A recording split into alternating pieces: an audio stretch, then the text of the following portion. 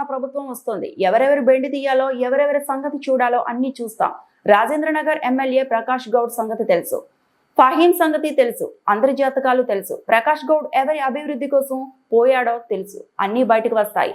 సుల్తాన్పూర్ బయటకు వస్తుంది, జన్సిమియా గూడ బయటకు వస్తుంది, అన్ని బయటకు వస్తాయి అని కేటీఆర్ పేర్కొన్నారు. వస్తాయి, అన్ని బయటకు వస్తాయి, భయపడకురు. సుల్తాన్పూర్ బయటకు వస్తుంది, గాసిమియా గూడ బయటకు వస్తుంది, అన్ని బయటకు వస్తాయి. ఎవరికి ఏం తెలియకుంటే ఏం లేము, అందరికి అన్ని తెలుసు. ప్రభుత్వం మళ్ళా 2 ఏళ్లలో వస్తుంది. ఎవరోళ్ళని ఏం చేయాలనో, ఎవరోళ్ళ సంగతి ఎట్లెట్లా తీయాలనో, ఎవరోళ్ళ బెండ్ ఎట్లెట్లా తీయాలనో తీసే బాధ్యత మాది. ఇదివరకు లెక్క ఉండదు.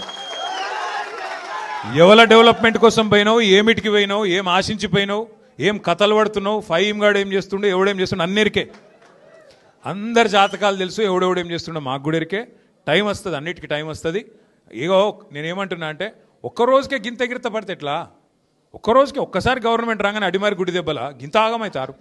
సుత్తం పైన దేవుడు ఉన్నాడు, కింద ప్రజలు ఉన్నారు. మీరు తలుసుకుంటే ఎంత పెద్ద పోటుగాడైనా ఎక్కడికి పోవాలన్నా గాడికే పోతాడు. ఇవాళ రాష్ట్రం మొత్తం ఒకటే ఉన్నది, అందరి ఆలోచన. కేసీఆర్ గారు తిరిగి ముఖ్యమంత్రి కావాల్సిందే, తెలంగాణ మళ్ళీ పట్టాలు ఎక్కాల్సిందే.